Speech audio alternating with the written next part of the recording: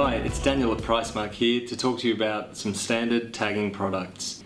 In tagging guns, there's 4 different sizes of plastic paddle pins which can go through them.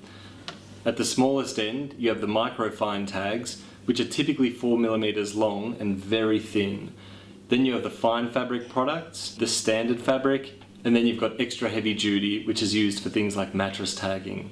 Today we're going to talk about the standard tagging products, which is what you find most commonly in retail and manufacturing situations. At Pricemark, we have 5 different standard tagging guns for you to choose from. They start at the Arrow 9S and you work your way all the way up to the Bannock SL. Functionally, all tagging guns work the same way. So you have your plastic paddle pins and they go into the gun. Then you depress a handle after putting the needle into the product that you want to tag. The only difference is build quality and brand name when it comes to tagging guns. At the budget end of the scale, we have the Arrow 9S, which is great for use in op shops, small retail environments and low volume tagging. This gun is $19.80. Moving up, we have the Synfu HD, which is a new addition to our range of standard taggers. It's a great value gun at $27.50 and it's used in medium retail environments. The industry standard tagging gun is the Avery Dennison 10651. It's probably the most popular tagging gun in the world and we sell these for $49.50. At the high end of the scale, we have the Bannock S and Bannock SL. These are probably the highest quality tagging guns available on the market. The difference between the two is that the Bannock S, the needle is 21mm long, whereas the Bannock SL is one of the few standard tagging guns available with a long needle. The needle on this gun is a 30mm long needle, which means that it can get through far more layers if that's a requirement.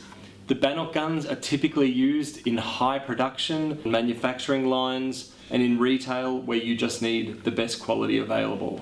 If you currently already have the plastic paddle pins in stock and are looking for a gun to use with them and you're not sure if it's a fine fabric or a standard gun that you need, the thing to check on the box of your plastic paddle pins is whether it has an S, which stands for standard, or an FF, which stands for fine fabric. Fine fabric can also be represented by the letter X. So if your box has an X on it, it's probably a fine fabric gun that you need, but if it's got an S on it, it will be a standard tagger like one of these 5 that you need. All tagging guns are loaded the same way. So to get started, you need a tagging gun, you need your paddle pins, and you need the thing that you want to tag.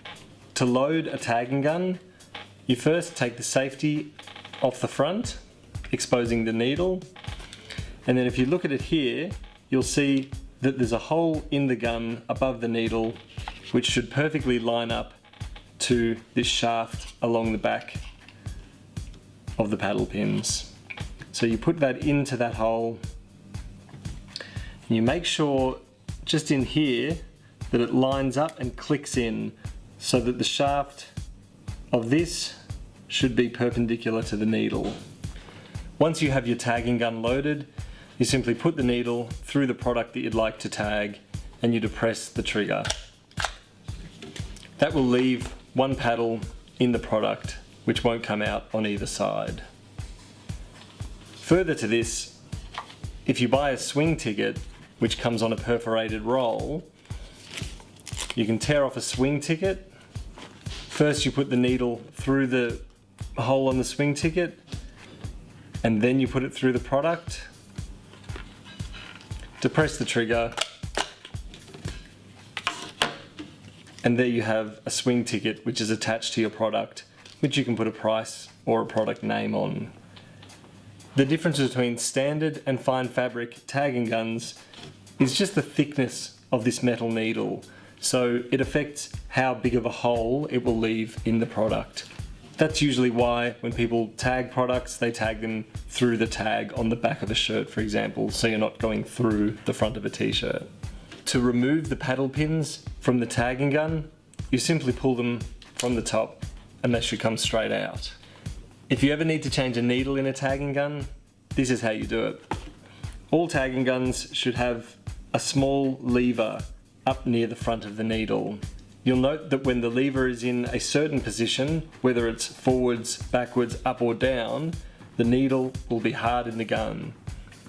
Usually, if you put it in the opposite direction to what it is, so in this case we're going forward, that should loosen the needle up in the gun and it comes straight out. The needle has a small depression in one side on the shank.